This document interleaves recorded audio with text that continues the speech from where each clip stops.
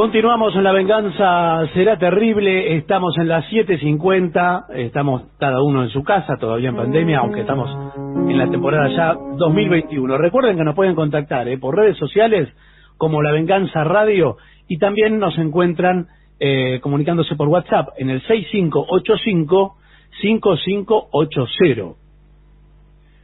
Hablaremos esta noche del pelo de Absalón. Es una historia bíblica. Absalón era uno de los hijos del rey David. Su esposa se llamaba Maacá, la esposa del rey David, ¿no? Con la cual habían tenido a Absalón. O sea, David, su mujer Maacá, el hijo Absalón. Después de unos asuntos que no vienen al caso, se convirtió este muchacho en príncipe heredero de la corona de Israel. Así que lo tenemos al rey David y a su hijo Absalón. Pero Absalón le empezó a agarrar la impaciencia y no quiso esperar a que David muriera. Consideraba que su padre era un hombre en decadencia y además acá entre nosotros, ahora que estamos solos, medio que lo odiaba al papá. Porque en una ocasión David había permitido que fuera ultrajada Tamar, una hermana de Absalón, a la cual él quería mucho.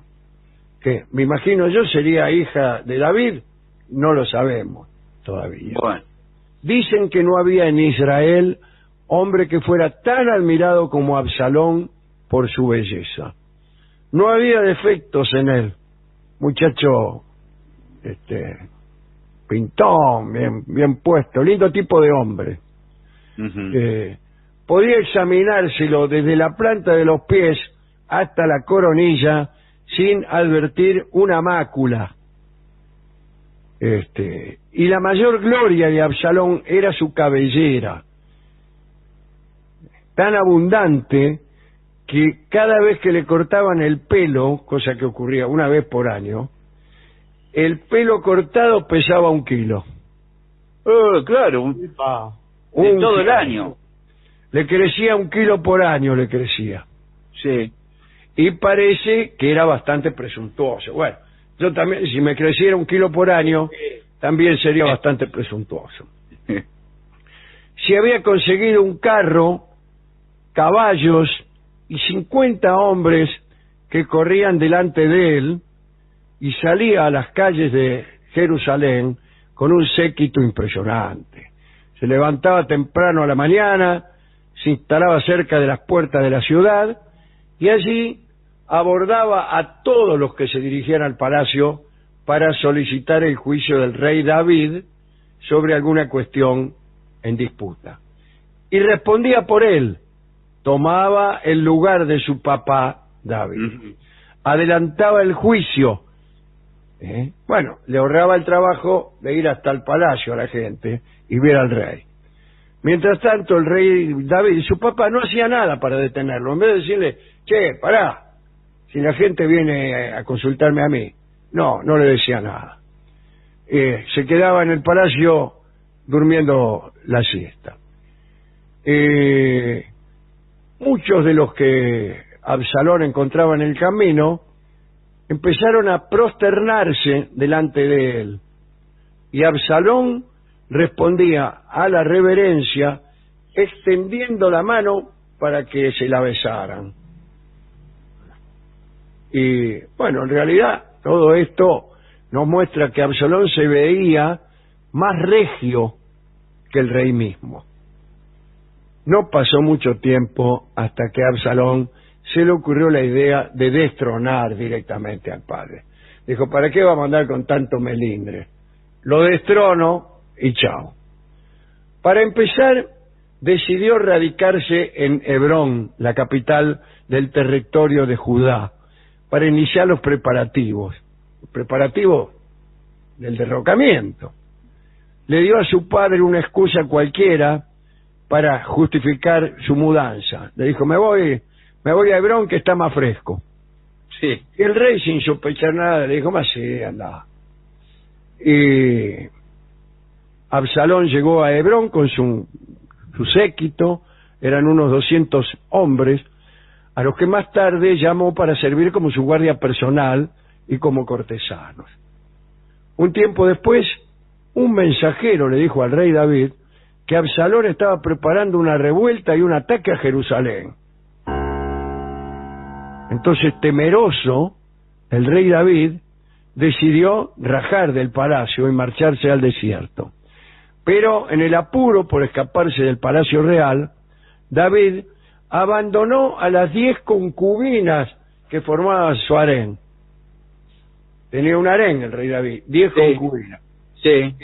Cuando le dijeron, che, mirá que viene Absalón, qué sé yo, golpe de estado, rajá, salió corriendo, por ahí iba por la mitad, uy, se me olvidé las 10 concubinas.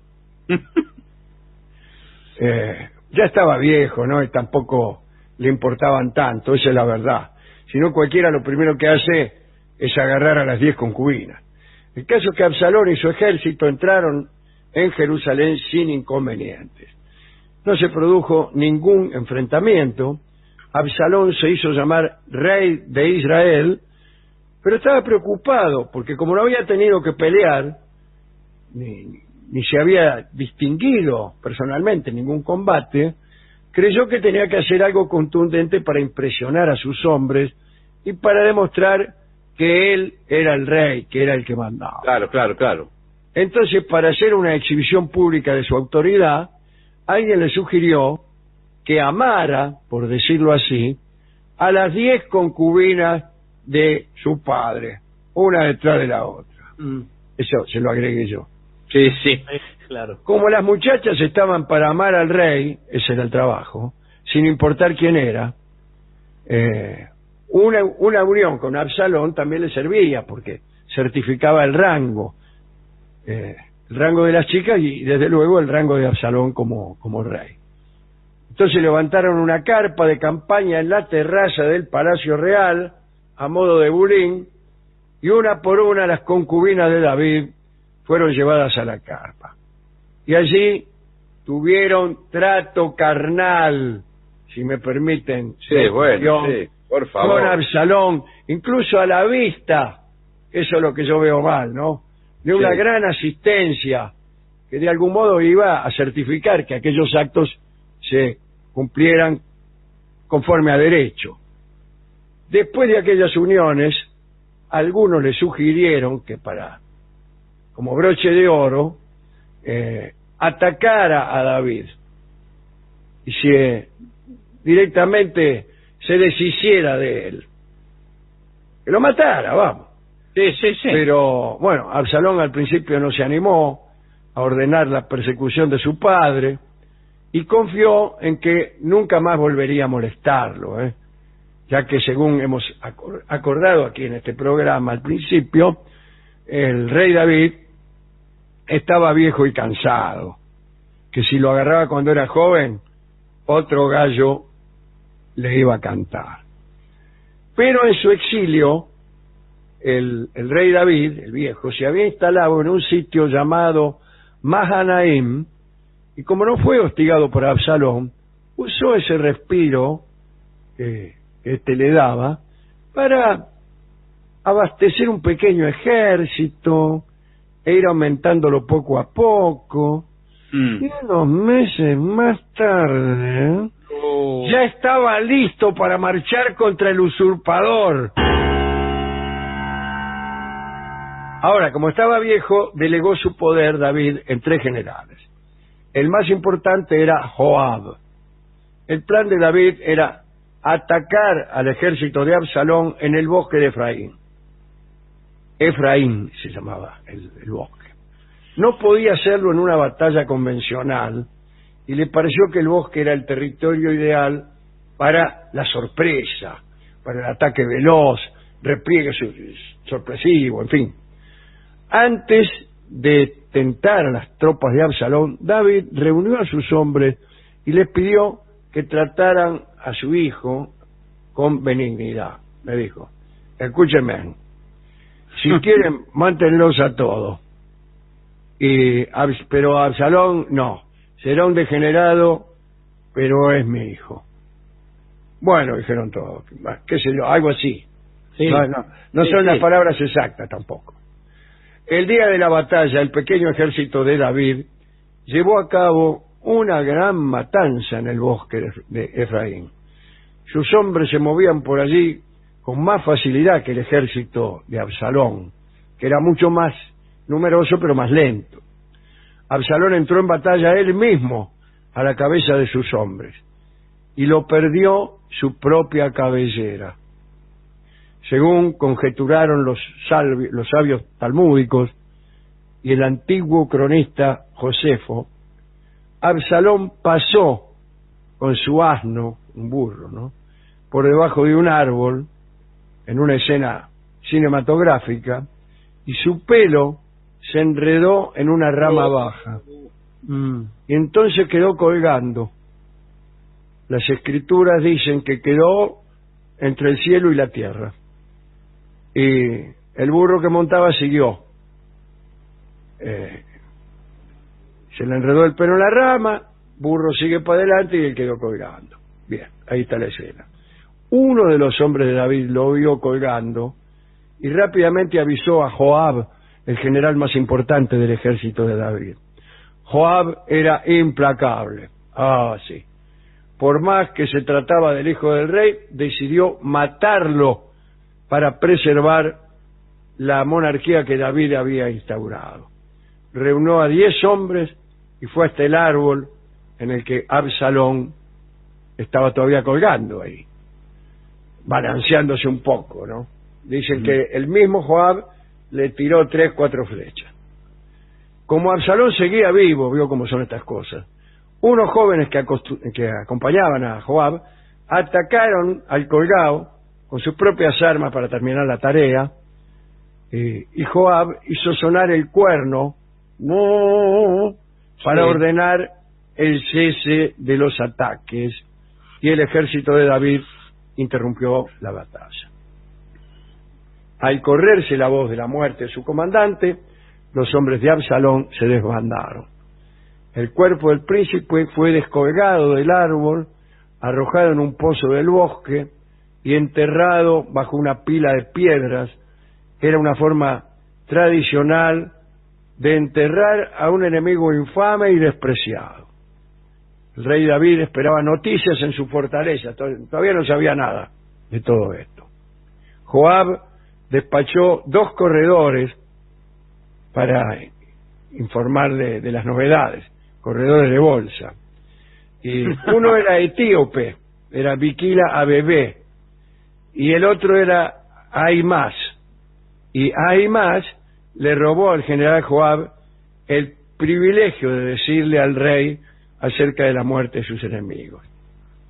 Joab sabía que David no se iba a poner contento cuando supiera que el triunfo había costado la muerte de su hijo. Bueno, corrieron los 2 hombres, llegó primero Ahimaaz, hizo una reverencia al rey y le dijo: bendito sea el Señor que ha castigado a los hombres que levantaron su mano contra mi señor el rey. Pero David no preguntó ni pidió detalles sobre el modo que se había ganado la batalla. No pronunció palabras de celebración o de felicitación. Solo quiso saber cómo estaba su hijo.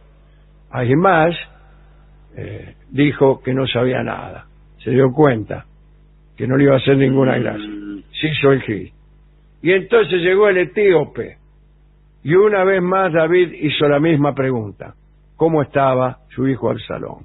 Y el etíope respondió: estén todos los enemigos del rey y cuantos se levantaren contra él para dañarlo, como está ahora ese muchacho.